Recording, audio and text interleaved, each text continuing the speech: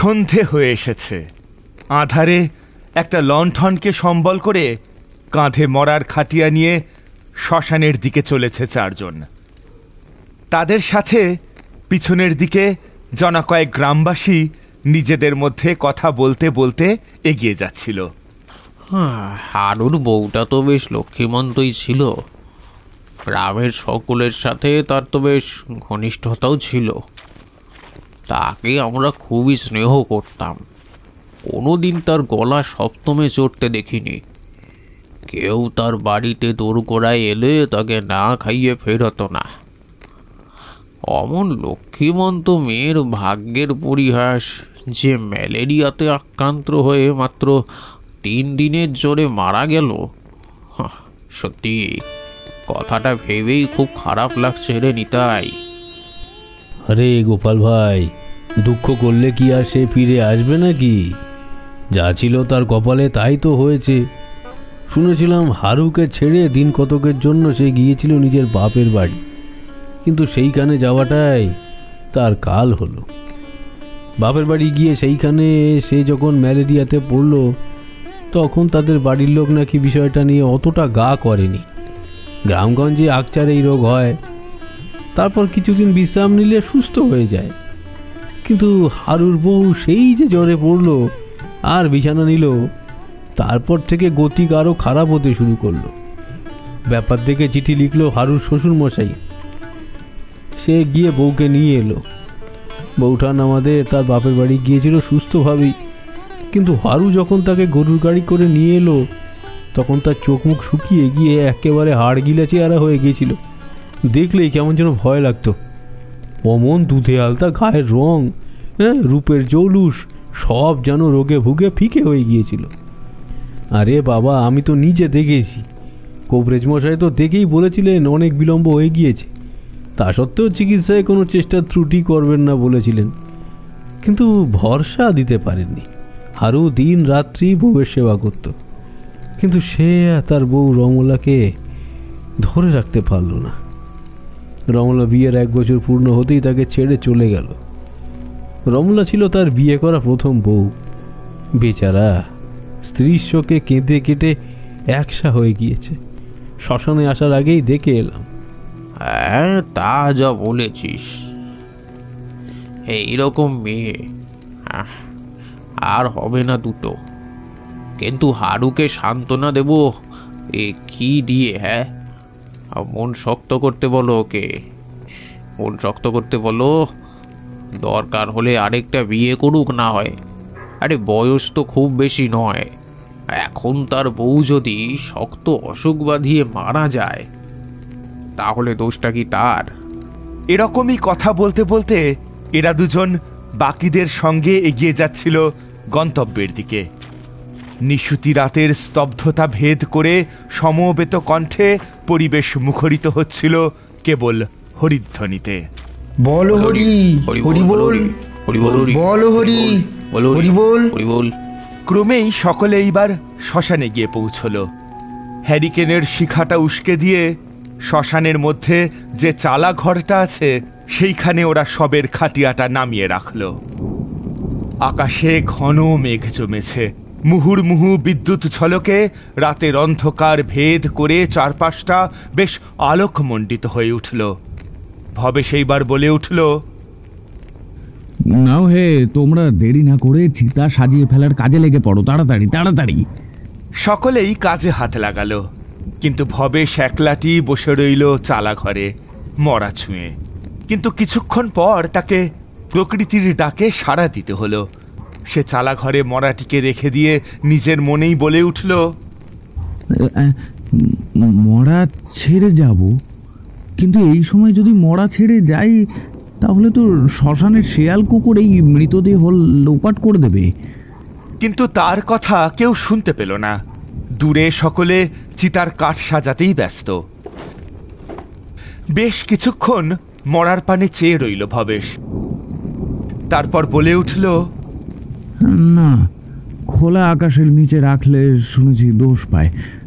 যাই, এখন আধ ঘন্টার মধ্যে চলে আসবো, ও কিচ্ছু হবে না। কথাটা বলে সে চলে গেল একটা ঝোপের আড়ালে। মরাটা পড়ে রইল, আর ঝোড়ো বাতাসের ঝাপটায় মরার মুখ অবধি ঢেকে রাখা সাদা কাপড়টা সরে গেল। নিষ্পাপ শিশুর মতো রমলা শুয়ে রয়েছে খাটিয়ায়। কিন্তু হঠাৎই পিছন থেকে তার সামনে কেউ এসে দাঁড়ালো। কে দাঁড়ালো তা দেখা গেল না, কিন্তু তার ছায়াটা পড়ল রমলার মুখের ওপর। ইতিমধ্যেই প্রকৃতির ডাকে সাড়া দিয়ে ফিরে এলো ভবেশ। ঘোর লাগা আধারে কিছুই দেখা গেল না। সে নিজের লুঙ্গির খোট থেকে বের করল একটা বিড়ি আর দেশলাই। সেই দেশলাই কাঠির আগুনের আলোতে সে যা দেখল তাতে তার পিলে চমকে গেল। সে চিৎকার করে বলে উঠল, ঈশ্বর, ভূত ভূত মেরে ফেললে আমাকে, আমাকে আমাকে মেরে ফেললে। কে কোথায় আছো? দ্রুত এখানে এসে আমাকে বাঁচাও। কে কোথায় আছো? আরে ভবেশের গলা না? ও তো শ্মশানে ছিল, শ্মশানে মরা আগলাচ্ছিল। তাহলে এইভাবে চিৎকার করছে কেন? এই শিবু, তুই আয় আমার সাথে, সাথে হাতে থাকা এক গাছা লাঠিটাও নিয়ে নিবি। এই বলে গণেশ তার দলবল নিয়ে পৌঁছে গেল সেই চালাঘরে। চালাঘরে পৌঁছে গণেশ লাঠি বাগিয়ে সবার প্রথমে এগিয়ে গেল। তারপর অন্ধকারে চোখ সয়ে গেলে সেইখানে তাকিয়ে দেখল যে ভবেশ হাঁটু মুড়ে এক কোণে সিটিয়ে থরথর করে কাঁপছে। গণেশ গ্রামের সাহসী ছেলে, তার দেহে অসীম বল, আর ওই বল নিয়ে সে যখন দুই হাত দিয়ে লাঠি ঘোরায় তখন তার সাথে পেরে ওঠা বেশ মুশকিল। সে এইবার ধমক দেওয়ার সুরে বলে উঠল, এই তুই এভাবে চিৎকার করে উঠলি কেন রে? ওই দেখ, ওইখানে বৌদির দেহটা নেই। ওই দেহটা কে নিয়ে গেল? আমি তো মাত্র আধ ঘন্টার জন্য বাইরে গিয়েছিলাম বিশেষ কারণে, তারপরে এসে দেখি ওই দেহটা নেই। সকলে তখন চালাঘরের সামনে এসে উপস্থিত হয়েছে। একটাই হেরিকেন ছিল। গণেশ সেই হেরিকেনের শিখাটা উস্কে দেখল শুধু খাটিয়াটাই পড়ে আছে, দেহের চিহ্ন মাত্র নেই। ওরা বেশ ভয় পেয়ে গেল, কিন্তু গণেশ সহজে ভয় পাওয়ার ছেলে নয়। সে এদিক ওদিক একটু খোঁজ করতে করতে হঠাৎই তার কানে ভেসে এলো মন্ত্রধ্বনির শব্দ। কালী কালী কালী কালী কালী কালী। ওই শব্দ শুনে এসে এক পা করে ওই মন্ত্রের উৎসের দিকে এগিয়ে যেতে লাগলো। তার পিছনে আরো কিছু লোক ছিল। সেই লোকগুলোও তার পিছন পিছন চলতে শুরু করলো। গণেশের একদম পাশেই ছিল ভবেশ। ভবেশ বলে উঠল, গণেশদা, ওই দেখো, ঝোপের আড়াল থেকে আগুনের স্ফুলিং দেখা যাচ্ছে না? আর সেইখানে থেকেই তো মন্ত্র পাঠ ভেসে আসছে। মনে হচ্ছে সেইখানে কোনো তান্ত্রিক থাকতে পারে। চলো চলো চলো, এইখান থেকে ফিরে যাই, চলো। চুপ কর ভবেশ, দেহটা সৎকার না করেই চলে যাব? তোর কি মাথা খারাপ হয়েছে নাকি?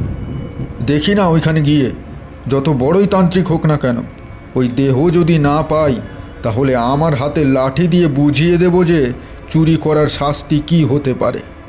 বলেই সে এগিয়ে গেল ওই ঝোপের দিকে। সেই ঝোপ ঠেলে ঢুকতেই সে দেখতে পেল সত্যিই একটা শিরিঙ্গি গোছের তান্ত্রিক বসে আছেন, আর তার সামনে শুয়ে রাখা রমলার মৃতদেহটাই।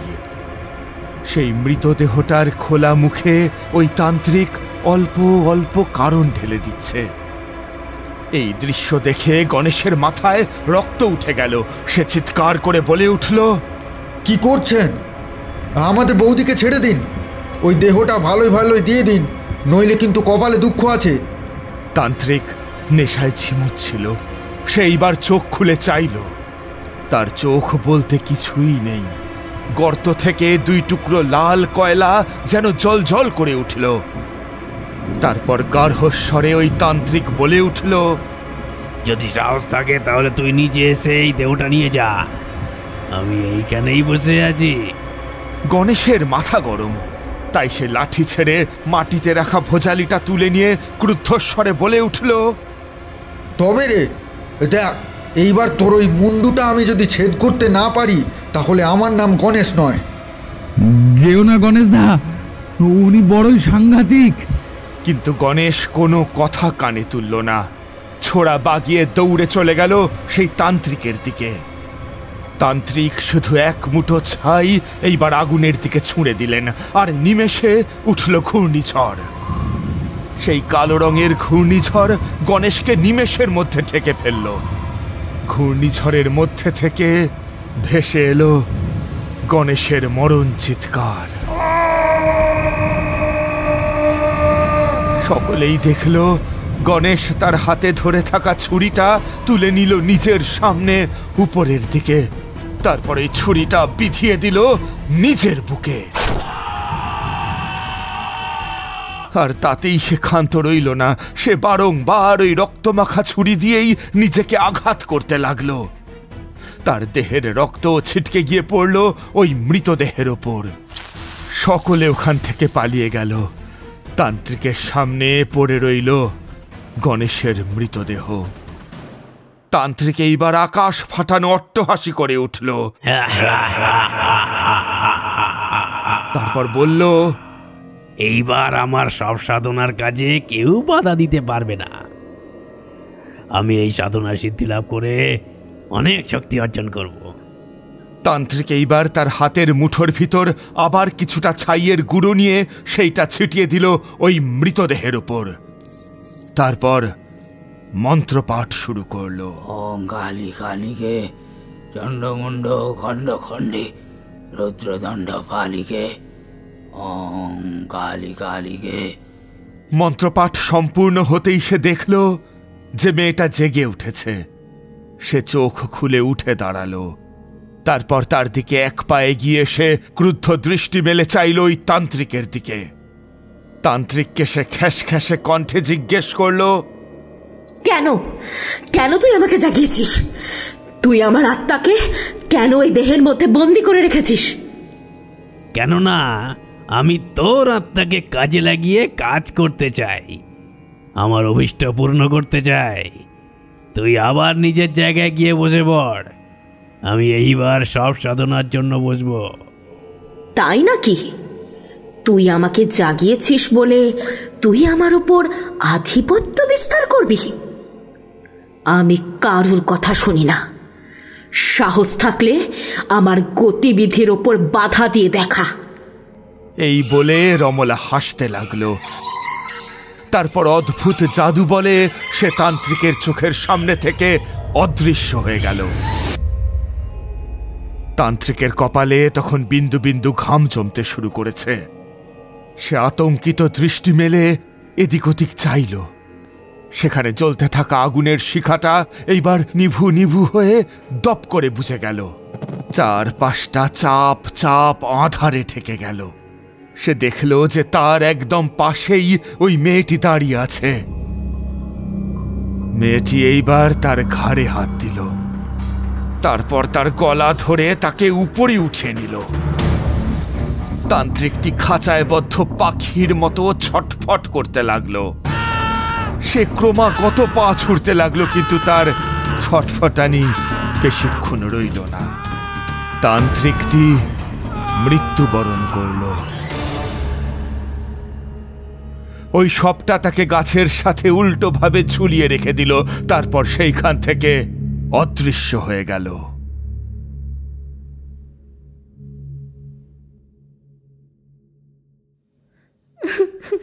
কান্নার শব্দটা ভেসে আসছিল হারুর ঘর থেকে। দাওয়ার ওপর হারিকেন জ্বালিয়ে সে আকাশের দিকে তাকিয়ে হু হু করে কাঁদছিল। পাশেই রাখা ছিল দু তিনটে তারির নিঃশেষিত হাড়ি। সে অশ্রু সজল কণ্ঠে বলে উঠল,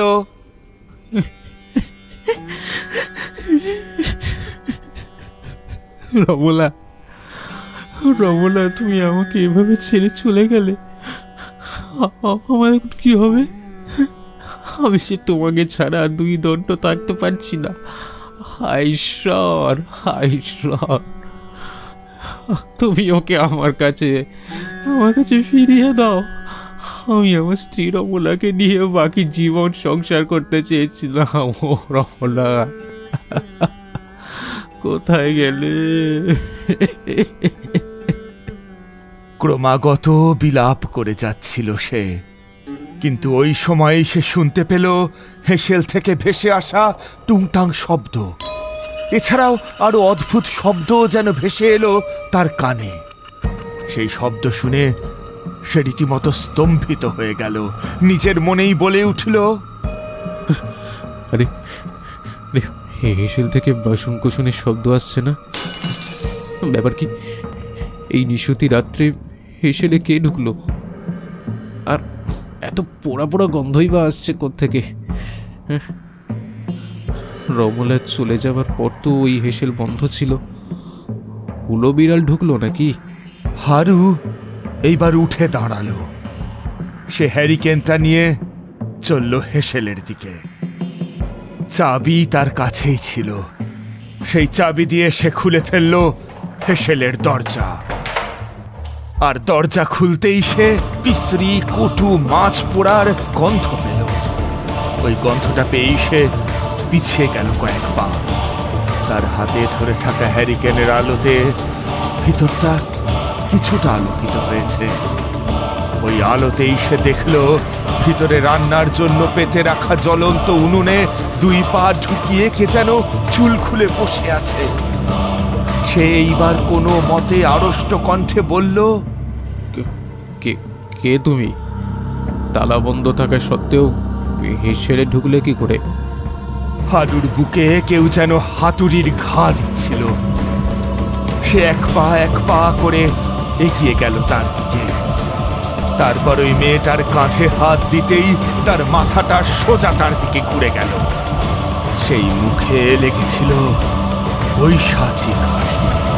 তার চোখগুলো রক্ত জবার মতো লাল। হারু তাকে দেখে বলে উঠল, রমলা, তুমি? অট্টহাসি করে উঠল ওই মেয়েটা। তারপর বলল, কেন? তুমি না আমাকে ফিরে পেতে চেয়েছিলে? এই দেখো, আমি এসেছি। নাও, আমার কপালে সিঁদুরটা পরিয়ে দাও। না না না না রমলা, তুমি হতে পারো না। তুমি হতে পারো না। চলে যাও, চলে যাও, চলে যাও। যেখান থেকে এসেছো সেখানে চলে যাও রমলা। এক পা করে পিছিয়ে যেতে থাকে হারু খোলা দরজার দিকে। কিন্তু দরজার পাল্লা দুটি জাদু বলে নিজের থেকে বন্ধ হয়ে গেল। আর মেয়েটার অট্টহাসি আর হারুর করুণ আর্তনাদ দুয়ে মিলে পরিবেশে সৃষ্টি করলো একটা ভয়াবহতা।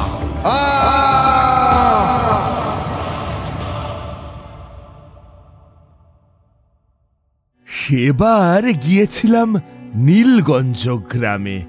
নেহাতি ঘুরতে ঘুরতে চলে এসেছিলাম সেখানে। ওখানে গিয়েই আমার কেমন যেন একটা অনুভূতি হলো। আমি গ্রামে প্রবেশ করতেই মনে হলো যে গ্রামের ওপর একটা অভিশাপ লেগে রয়েছে।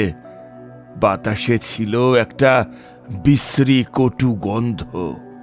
আমি ঢোকার মুখেই একটা কালো রঙের ঘূর্ণিঝড় এসে আমাকে প্রবলভাবে ধাক্কা দেওয়ার চেষ্টা করেছিল।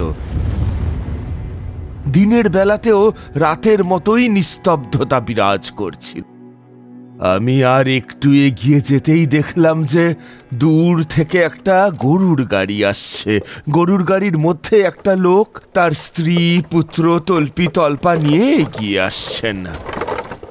গরুর গাড়িটা আমার কাছে এসে থেমে গেল। তারপর আমাকে ভিতর থেকে সেই লোকটি বলে উঠলেন, কে আপনি? এখানে কি নতুন এসেছেন? ঘাড় নাড়িয়ে হ্যাঁ বললাম। তিনি শুনে বললেন, বাঁচতে চাইলে পালিয়ে যান। এই গ্রামে কিন্তু মরা জেগে উঠেছে। ও কারুকে ছাড়বে না। বড়ই সাংঘাতিক পরিস্থিতি তৈরি হয়েছে গ্রামে।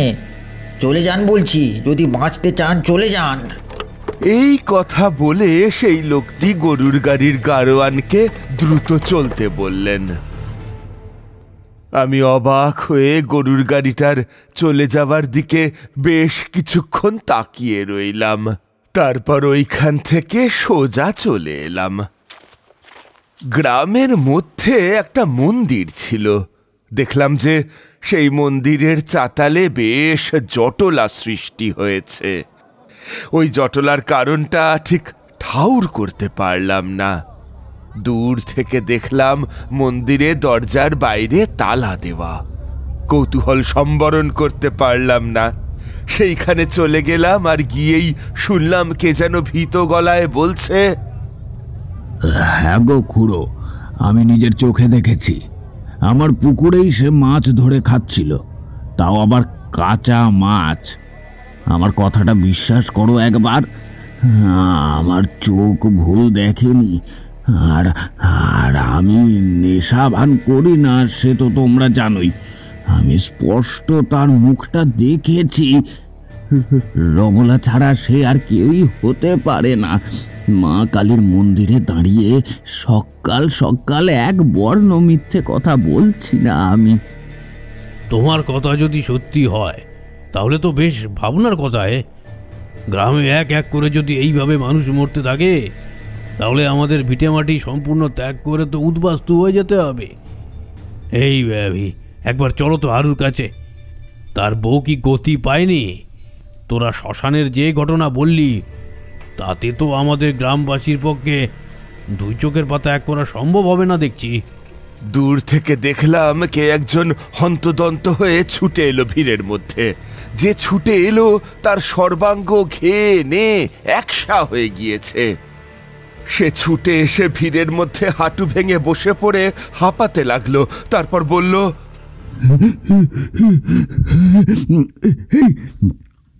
সর্বনাশ হয়েছে, আরও নেই, তাকেও মেরেছে কেউ। আমি ওই পথ দিয়েই আসছিলাম। ওই সময় একবার কি যেন মনে হলো, তাই হারুর বাড়ি গিয়ে একবার খোঁজ নেব ভেবেছিলাম।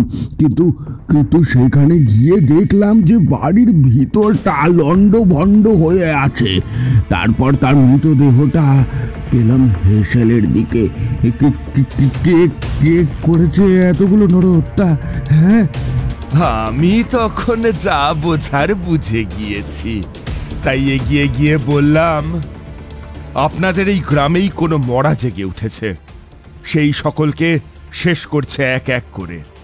এখন যদি তাকে শান্ত না করা যায় তাহলে কিন্তু এই গ্রামকে শ্মশান করে ছাড়বে সে। কে আপনি? আপনাকে তো এর আগে এইখানে দেখিনি। প্রশ্ন করলেন বৃদ্ধ পুরোহিত। তার পরনে নামাবলি দেখে এই কালী মন্দিরের পুরোহিত বলেই মনে হলো। আমি এইবার তাকে নিজের পরিচয় দিয়ে বললাম, আমার নাম তারানাথ চক্রবর্তী। আমি তন্ত্র সাধনা করি আর পথে পথে ঘুরে বেড়াই। আমি অনেকক্ষণ ধরে আপনাদের কথা শুনছিলাম এইখানে দাঁড়িয়ে দাঁড়িয়ে, আর যতটুকু শুনলাম তাতে আমার কাছে ব্যাপারটা মোটামুটি পরিষ্কার হয়ে গিয়েছে। তাই আমাকে যদি আপনাদের সাহায্য করতে অনুমতি দেন তাহলে আমি অবশ্যই চেষ্টা করে দেখতে পারি। কি বুঝতে পারলেন আপনি? দেখুন, হারুর স্ত্রীর দেহটা চিতাতে ওঠেনি। তার দেহটা অশুদ্ধ হয়েছে। ওই দেহটাকে ব্যবহার করে কোনো নিম্ন শ্রেণীর তান্ত্রিক কালো জাদু প্রয়োগ করছেন। তাই রমলার আত্মার রাগ। আসলে মৃত্যুর পরেই দেহ ছেড়ে আত্মা ঊর্ধ্বগামী হয় না। সে তার মৃতদেহের সামনে অবিরামভাবে ঘোরাফেরা করতে থাকে, আর যখন দেখে যে তার দেহ মৃত্যুর পরে সঠিকভাবে সৎকার করা হয়নি তখন সে ক্রুদ্ধ হয়ে ওঠে, আর যে তাকে জাগিয়ে তোলে তাকে সে শেষ করে নিষ্ঠুরভাবে। সেই সাথে যারা যারা তাকে ওই শ্মশানে নিয়ে এসেছিল তাদেরকেও নিষ্ঠুরভাবেই হত্যা করে সে। আমার এই কথা শুনে আশেপাশের কয়েকটা লোক বেশ ভয় পেয়ে গেল। তাদের ভয় পাওয়ার ধরন দেখেই আমি অনুমান করলাম যে তারা গিয়েছিল শ্মশানে। তাদের মধ্যেই একজন বলে উঠল, ঠাকুরমশাই, ঠাকুরমশাই, আমাদের কি তাহলে বাঁচার কোনো আশা নেই? যদি এই গ্রাম ছেড়ে পালিয়ে যাই তাহলে কোনো উপায় হবে কি? না, যেখানেই থাকুন না কেন ওই জীবন মৃতদেহ ঠিক খুঁজে বার করবেই। আমি চাইলে এখনই আমার সাধন শক্তির গুণে আগে থেকে বলতে পারি যে তার পরবর্তী শিকার কে হবে। সকলে আমার দিকে তাকিয়ে একসাথে বলে উঠল, কে হবে তাহলে রমলার পরবর্তী শিকার? আমি মনে মনে শুরু করলাম ভৈরব বাবার জপ। জপ করছি এমন সময় আমার চোখে পড়ল ভিড়ের মধ্যে একটা ছেলে যে কিনা একা দাঁড়িয়েছিল এক কোণে, তার ওপর ঘনিয়ে উঠেছে নিকষ কালো ছায়া। ওই ছায়া দেখেই আমি তার দিকে নির্দেশ করলাম। সে ভয় পেয়ে গেল। আমি তাকে সান্ত্বনা দিয়ে বললাম, ভয় নেই, আমি আছি, আমি কিচ্ছু হতে দেব না। আর পুরোহিত মশাই, আপনি পারলে একটা কাঠামো তৈরি করে দিতে বলুন। কাঠামোতেই কয়েক পোয়া মাটি লাগিয়ে হুবহু রমলার মতো দেখতে একটা প্রতিমা বানাতে হবে। সেই কাঠামোটিকে নিয়ে যেতে হবে শ্মশানে আজকে রাতে। আমি আমার তন্ত্র শক্তি দিয়ে ওই আত্মাকে ওই প্রতিমার মধ্যে প্রবেশ করাবো। তারপর প্রতিমার গায়ে আগুন ছুঁয়ে মন্ত্র পড়ে দিলেই সে সব দোষ থেকে চিরতরে মুক্তি পাবে। যতদূর মনে হচ্ছে ওই তান্ত্রিক সব সাধনা করে তার আত্মাকে জাগিয়ে তুলেছে। পুরোহিত মশাই আমার কথা শুনে লোক নিয়ে কাজে লেগে পড়লেন। আমি তখনকার মতো ওই ছেলেটার মানে গোবিন্দর বাড়িতে গিয়েই উঠলাম। রাতের মধ্যেই ওই কাঠামো আমার দরকার। তখনকার মতো আর কিছু হলো না, কিন্তু দিনের আলো কমে আসার সাথে সাথে গ্রামের বাতাবরণে বইতে শুরু করলো মৃতদেহ পোড়ার তীব্র গন্ধ। আর বাইরে থেকে কে যেন খোনা কণ্ঠে সুর করে গান গাইতে শুরু করলো। গভীর রাতের অন্ধকারে একলা যাকে পাবো, ঘাড় মোটকে তার দেহের রক্ত চুষে খাবো। আয় না গোবিন্দ, ডাকছি আমি, দে না তুই সারা। আমার কবল হতে তুই আর পাবি না ছাড়া। আমি তো গোবিন্দর বাড়িতেই ছিলাম। সে দেখলাম ওই ছড়া শুনে রীতিমতো ভীত হয়ে পড়েছে। আমি তার গাত্রবন্ধন করে দিয়ে তাকে চুপ করে থাকতে বললাম। বাড়ির চারপাশে রমলা ওই ছটটা বারবার গাইতে গাইতে অট্টহাসি করতে লাগলো। তারপর একটা সময় সে চলে গেল।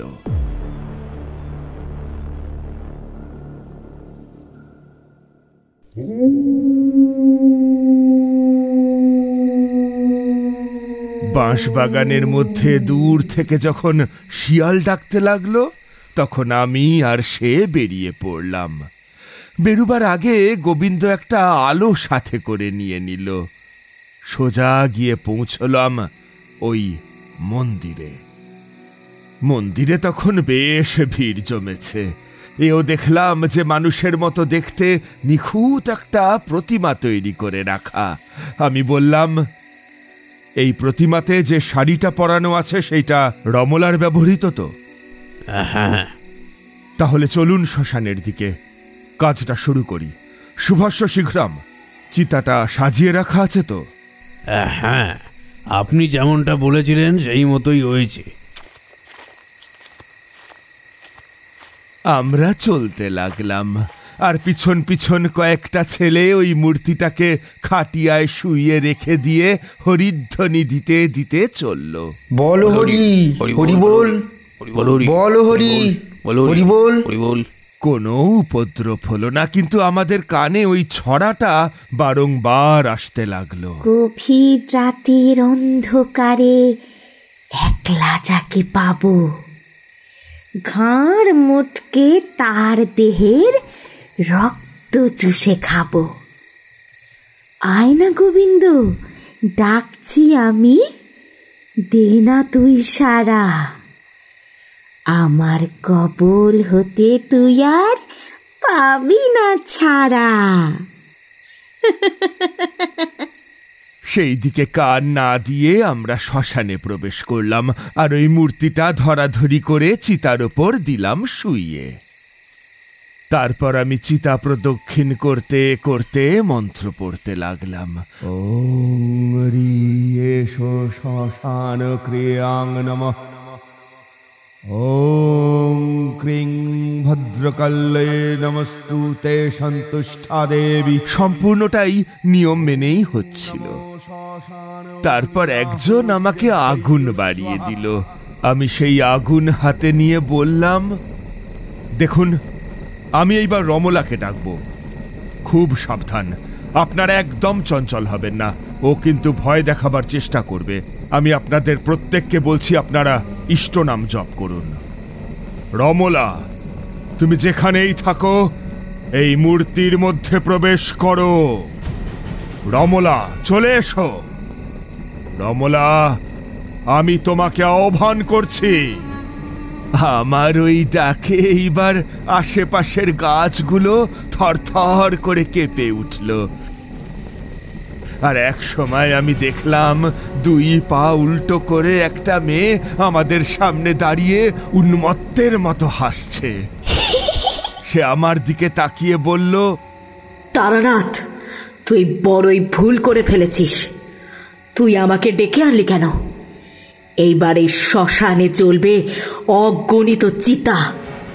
সেইবার তার ধারালো নখ বৃদ্ধি করলো, আর তার চোখ দুটি আগের চাইতে আরো অনেক বেশি লাল হয়ে গেল। সে আমাদের দিকে এগিয়ে আসতেই আমি এইবার নিজের থলি থেকে একটা কাগজের টুকরো বার করলাম। তারপর সেইটা খুলে পড়লাম দেহ বন্ধন মন্ত্র।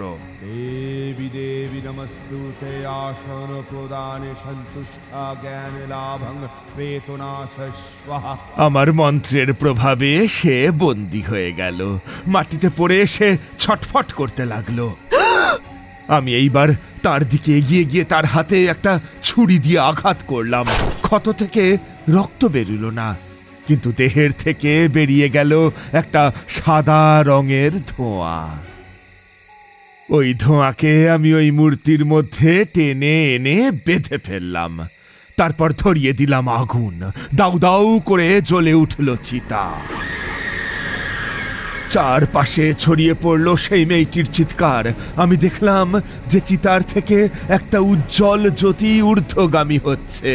আমি সকলকে বললাম, আপনারা এইবার হাত জোর করে আমার সঙ্গে বলুন, মা গো, রমলার আত্মা যেন শান্তি পায়। হে মা কালী, হে মা কালী, রমলার অতৃপ্ত আত্মা যেন শান্তি পায়, যেন শান্তি পায়। আমি আবার বললাম, মা, এই গ্রামকে তুমি বিপদমুক্ত করো, আমরা বড় করে পূজা দেব। ওরাও আমার কথাটার পুনরাবৃত্তি করলো। তারপর আমরা শ্মশান ছেড়ে ফিরে চললাম গ্রামের দিকে। এইভাবেই ওই গ্রাম সেই অতৃপ্ত মরার আতঙ্ক থেকে মুক্তি পেল।